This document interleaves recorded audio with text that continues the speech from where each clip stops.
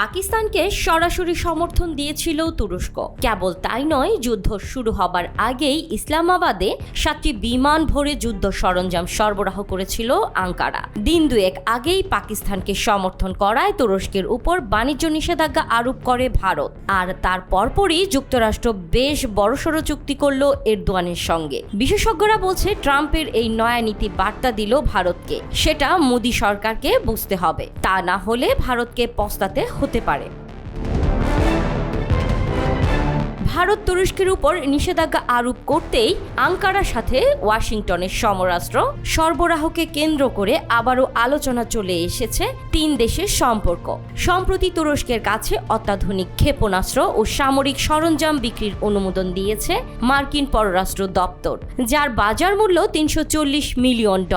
সামরিক চুক্তির মধ্যে রয়েছে ব্লক 2 এন্টিশিপ ক্ষেপণাস্ত্র এবং AIM-120 মিসাইল।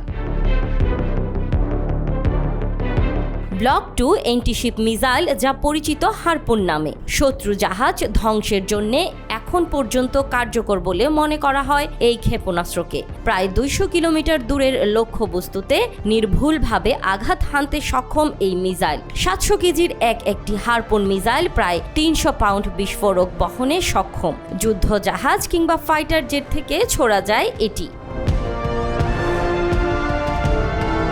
একটা সময় ছিল যখন তুরস্কের সঙ্গে যুক্তরাষ্ট্রের দূরত্ব ছিল যোজন যোজন। যেহেতু ভারত সবসময় পশ্চিমাদের ছায়ায় থাকতে পছন্দ করে, যে কারণে তাদের সঙ্গে দূরত্ব সৃষ্টি হয় তুরস্কের। সম্প্রতি ভারত পাকিস্তান যুদ্ধ শুরু হলে মোদি সরকারকে সরাসরি সমর্থন করে ইসরায়েল। গোটা বিশ্ব যুদ্ধ বন্ধ আর চুপচাপ থাকলেও পাকিস্তানের পক্ষ নেয় তুরস্ক। ফলে স্পষ্টই দূরত্ব তৈরি হয় পাকিস্তানের সঙ্গে ইসরায়েলের আর ভারতের সঙ্গে তুরস্কের। ভারতের ধারণা ছিল যুক্তরাষ্ট্র সব সময়ই মোদি সরকারের পক্ষে থাকবে, কিন্তু ট্রাম্পের একের পর এক সিদ্ধান্ত হতাশা বাড়াচ্ছে ভারতের। ভারত এরই মাঝে তুরস্কের উপর নিষেধাজ্ঞা আরোপ করেছে। অন্যদিকে যুক্তরাষ্ট্র তুরস্কের সঙ্গে বড়সড় বাণিজ্যিক চুক্তি করল। আর এমন চুক্তিতে ভারতকে কি বার্তা দিল যুক্তরাষ্ট্র, সেটা নিয়ে চলছে আলোচনার সমালোচনার ঝড়। তুরস্ক ও ওয়াশিংটনের মধ্যে যে সামরিক চুক্তি হয়েছে, সেটা নিয়ে রীতিমতো তোলপাড় শুরু হয়েছে ভারতে। ওয়াশিংটন ক্ষেপণাস্ত্র সরবরাহ করবে আঙ্কারাকে, যা কোনোভাবেই মেনে নিতে পারছে না ভারত। তুরস্কের অনুরোধে 7টি ব্লক 2 মিসাইল সরবরাহ করবে যুক্তরাষ্ট্র, যাতে খরচ পড়বে প্রায় $80 মিলিয়ন। এর পাশাপাশি 53টি অ্যাডভান্স মিডিয়াম রেঞ্জের ইয়ার টু ইয়ার মিসাইল দেওয়া হবে, যার খরচ $225 মিলিয়ন।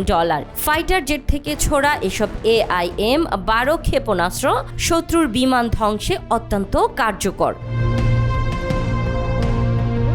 তুরস্কের কাছে অত্যাধুনিক এসব ক্ষেপণাস্ত্র এবং সামরিক সরঞ্জাম বিক্রির অনুমোদন দিয়েছে মার্কিন পররাষ্ট্র দপ্তর।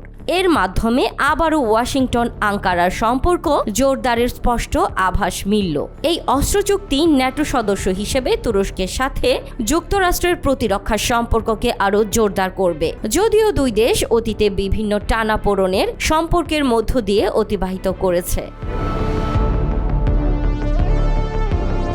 এ ধরনের সামরিক সহায়তা সরাসরি কূটনৈতিক সম্পর্ক ও আঞ্চলিক নিরাপত্তার উপর প্রভাব ফেলে। এতে মধ্যপ্রাচ্য ও ইউরোপীয় সামরিক সক্ষমতা রক্ষার ক্ষেত্রে তুরস্কের অবস্থান আরও শক্তিশালী হবে বলে মনে করা হচ্ছে। ট্রাম্পের মধ্যপ্রাচ্য সফর ছিল মুসলিম রাষ্ট্রগুলোর সঙ্গে ফের সুসম্পর্কের নবায়নের কৌশল। এবার তুরস্কের সঙ্গে চুক্তি করে সেই কৌশল আরও ধারালো করল ট্রাম্প। কিন্তু কপালে চিন্তার ভাঁজ পড়েছে নরেন্দ্র মোদীর। একের পর এক ভারত বিদ্বেষী দেশগুলোর সঙ্গে যুক্তরাষ্ট্রের সুসম্পর্ক তৈরি করা এবং নানা ইস্যুতে সিদ্ধান্ত নিয়ে ভারতকে দমিয়ে রাখা কোনোভাবেই মেনে নিতে পারছে না মোদী প্রশাসন। তাহলে কি এবার যুক্তরাষ্ট্র ভারত সম্পর্কে চিট ধরবে?